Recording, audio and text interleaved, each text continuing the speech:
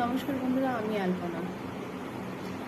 আশা করি কৃষ্ণকালী মায়ের কৃপায় সবাই খুব ভালো আছেন, সুস্থ আছেন। আমিও খুব ভালো আছি এবং সুস্থ আছি আপনাদের ভালোবাসা এবং মায়ের অশেষ কৃপায়। আপনাদের আমি সবাইকে বলি, সবসময় সাজেস্ট করি যে মায়ের নাম জপ করুন। মায়ের নাম জপ করলে অনেক রকম বড় বড় বিপদ থেকেও মা রক্ষা করেন। মায়ের স্বর্ণাপন্ন হন। আমি নিজেই তার প্রমাণিত, আমি নিজেই প্রমাণিত। তাই আপনাদেরকেও বলি যে মায়ের নাম জপ করুন। আর এখানে আমি যে ভিডিও ক্লিপটি তুলে ধরবো, মঙ্গলা মায়া কী বলছেন, কী হচ্ছে কৃষ্ণকালী মায়ের মন্দিরে এবং পুজোর মধ্যে কতদিন বন্ধ থাকবে এইসব বিষয় নিয়ে একটি ভিডিও প্লিজ সবাই দেখবেন। পেশেন্ট আনবেন না, কারণ যদি পেশেন্টের মৃত্যু লেখা থাকে তা অনিবার্য হবে। আমার যদি কালকে মৃত্যু লেখা থাকে তা আমার কালকে মৃত্যু হবে। জন্ম মৃত্যুটা গোবিন্দের হাতের ওপরে, কেউ আপনারা রুখতে পারেন না। জন্ম যখন হয়েছে মৃত্যু হবে। আমরা কেউ অমর নয়, আমরা কেউ অমর হয়ে থাকতে পারি না। আর একটা কথা, অনেক বাড়িতে 3-4টে করে মেয়ে যাচ্ছে।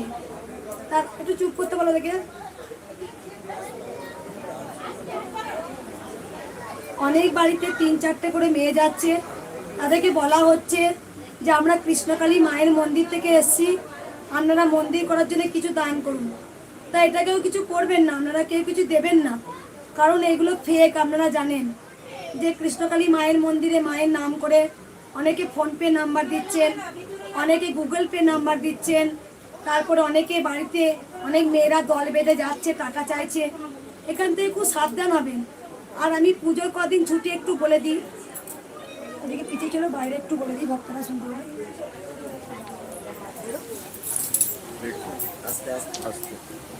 বাবা এসছে।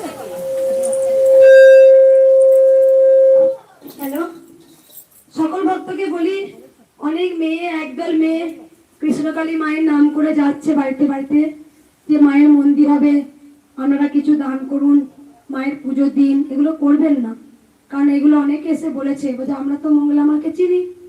হ্যাঁ, এরকম কেউ দেবেন না বাড়িতে বাড়িতে। আর একটা কথা বলে দিই, যেটা হচ্ছে বন্ধ করতে একটু।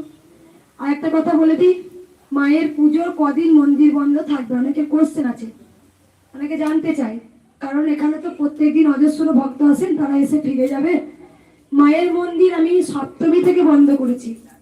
ষষ্ঠ দিন মনে হয় সোমবার পড়ছে, সোমবার তো এমনি মায়ের মন্দির বন্ধ থাকে, প্রতি সোমবার মায়ের মন্দির বন্ধ থাকে। আমি সপ্তমী দিন থেকে একদম দশমী পর্যন্ত মায়ের মন্দির বন্ধ রাখবো।